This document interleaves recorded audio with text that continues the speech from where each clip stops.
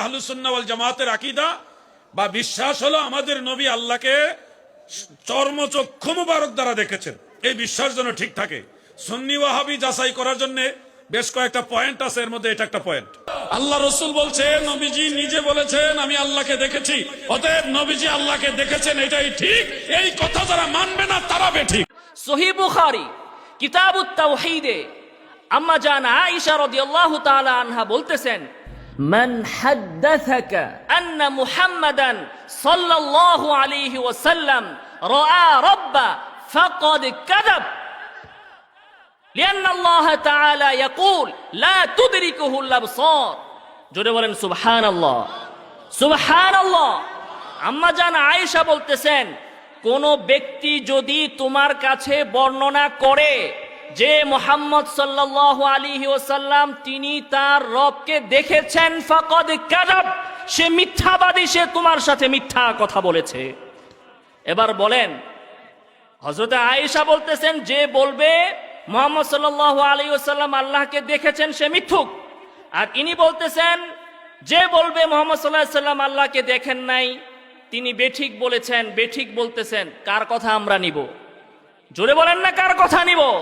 এই তথাকথিত সুন্নির কথা নিব, নাকি আম্মা জান আয়েশা যিনি আল্লাহর রাসূল সাল্লাল্লাহু আলাইহি ওয়াসাল্লামের স্ত্রী, তার ঘরে থেকেছেন, কাছ থেকে তাকে দেখেছেন, যিনি মুহাম্মদ সাল্লাল্লাহু আলাইহি ওয়াসাল্লাম থেকে সরাসরি হাদিস পড়েছেন, সরাসরি ফিকহ পড়েছেন, সরাসরি তাফসীর পড়েছেন, তার কথা নিব না আমরা এই সুন্নি বক্তার কথা নিব?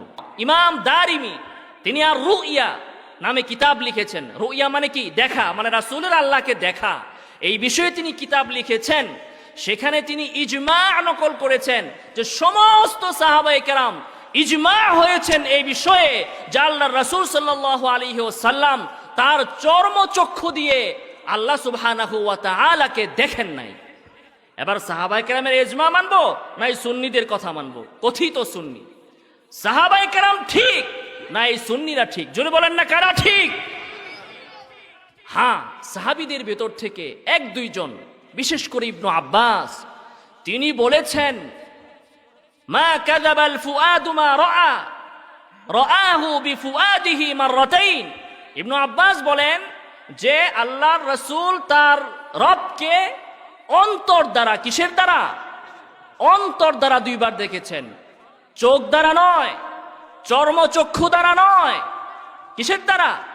অন্তর দ্বারা। তো ইবনু আব্বাস একজন সাহাবী, এবং আনাস থেকেও ভিন্ন বক্তব্য পাওয়া যায়। এছাড়া সমস্ত সাহাবী, হযরত আয়েশা তো বললেনই যে বলবে সে মিথ্যুক, সে বাটপার, সে প্রতারক, সে ধোঁকাবাজ, রাসূল তার রবকে দেখেন নাই।